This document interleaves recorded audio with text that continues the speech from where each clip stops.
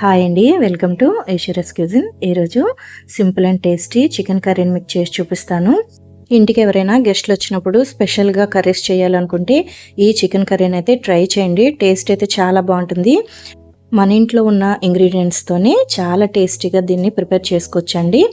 ఎవరైనా సరే ఈ చికెన్ కర్రీ తిన్న తర్వాత ఫిదా అయిపోతారు, అంత బాగుంటుందండి. దీన్ని ఎలా ప్రిపేర్ చేయాలో ఇప్పుడు చూద్దామండి. దీనికోసం ముందుగా జీడిపప్పుల్ని బాదం పప్పుల్ని ఏడేడుగా తీసుకొని ఒక పావు గంట నానబెట్టేసి తర్వాత ఆ వాటర్తోనే మెత్తగా పేస్ట్ చేసి పక్కన పెట్టేసుకోండి. ఇప్పుడు ఒక హాఫ్ కిలో చికెన్ని కడిగి శుభ్రం చేసుకొని ఒక బౌల్లో వేసుకోండి. ఇప్పుడు దీనిలో పావు టీ స్పూన్ పసుపు, 1 టేబుల్ స్పూన్ కారం వేసుకున్నానండి. మీకు ఇంకా స్పైసీగా కావాలంటే వేసుకోవచ్చు. అలాగే ఒక హాఫ్ టేబుల్ స్పూన్ ధనియాల పొడి, అలాగే 1 టేబుల్ స్పూన్ గరం మసాలా వేసుకోవాలి. అలాగే ఒక 2 టేబుల్ స్పూన్ పెరుగును వేసుకోవాలండి. అలాగే 1 టేబుల్ స్పూన్ అల్లం వెల్లుల్లి పేస్ట్ వేసుకోవాలి. వేసుకొని ముందుగా గ్రైండ్ చేసి పెట్టుకున్న జీడిపప్పు బాదం పప్పు పేస్ట్ని వేసుకోవాలి. అలాగే కరివేపాకు కొద్దిగా వేసుకొని రుచికి సరిపడా ఉప్పును కూడా వేసుకోవాలండి.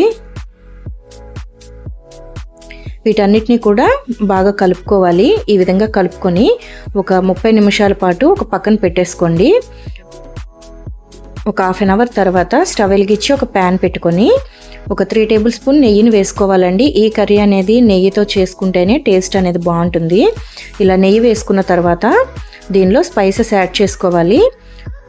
ఒక 2 లవంగాలు, అలాగే ఒక 2 ఇలాచి, 1 ఇంచు దాల్చిన చెక్క వేసుకోవాలండి. వేసుకొని ఒక హాఫ్ టేబుల్ స్పూన్ జీలకర్రను వేసుకోవాలి. వేసుకొని సన్నగా తరిగిన ఉల్లిపాయ ముక్కలు 1 కప్పు వేసుకుంటే సరిపోతుందండి. 1/2 కేజీ చికెన్కి చిన్నుల్లిపాయలు 2 అయితే సరిపోతాయండి.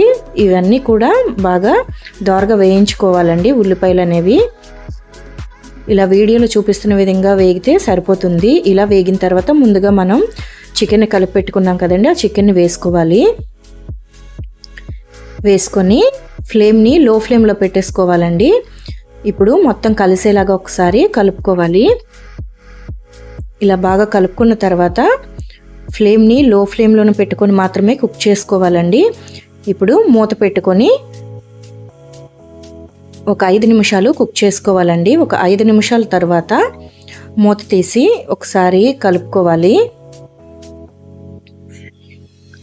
ఇలా మనకి చికెన్లో నుంచి వచ్చే వాటర్తోనే చికెన్ అంతా కూడా కుక్ అయిపోతుందండి. మీకు ఏమైనా వాటర్ అవసరమైనట్టయితే కాస్త కొద్దిగా వాటర్ని కూడా యాడ్ చేసుకోవచ్చు.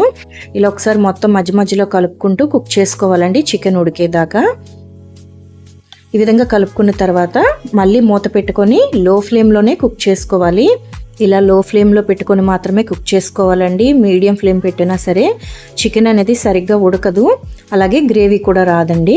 ఇలా మధ్య మధ్యలో కలుపుకుంటూ చూడండి, చికెన్లో నుంచి వచ్చే వాటర్తోనే మనకి గ్రేవీ అనేది వస్తుంది.